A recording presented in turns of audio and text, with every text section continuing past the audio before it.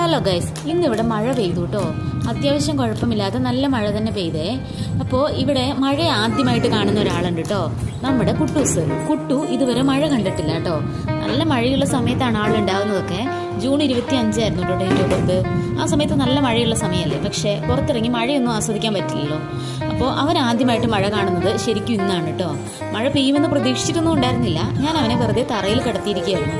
പെട്ടെന്ന് മഴ പെയ്ത് കേട്ടോ. മഴ പെയ്തപ്പോൾ ഭയങ്കര സന്തോഷത്തിൽ ആൾ പുറത്തേക്ക് നോക്കി കുറേ സമയം മഴ ആസ്വദിച്ച് കിടക്കുന്നുണ്ടായിരുന്നു കേട്ടോ. മുഖത്ത് ചിരിയൊക്കെ വന്നു പോകുന്നുണ്ടായിരുന്നു. എനിക്കത് കണ്ടപ്പോൾ ഭയങ്കര സന്തോഷമായേ. കാരണം എനിക്കും ഇതുപോലെ തന്നെയാണ്, മഴ ഒരുപാട് ഇഷ്ടമാണ് കേട്ടോ. അത് കുഞ്ഞായിരുന്നപ്പോഴും എനിക്ക് ഇതുപോലെ തന്നെയായിരുന്നേ. സ്കൂളിൽ പോകുമ്പോഴൊക്കെ മഴ പെയ്താൽ എനിക്ക് ഭയങ്കര സന്തോഷമാണ് കേട്ടോ. മേലൊക്കെ നനയും, ബുക്കും ബാഗും ഒക്കെ നനയും. എന്നാലും എനിക്ക് ഭയങ്കര ഇഷ്ടമാണ് മഴ കേട്ടോ. ഇപ്പോഴും മഴ പെയ്യുന്ന കണ്ടു കഴിഞ്ഞാൽ ഞാനൊന്ന് നോക്കി നിൽക്കും, എത്ര വലിയ തിരക്കാണെങ്കിലേ.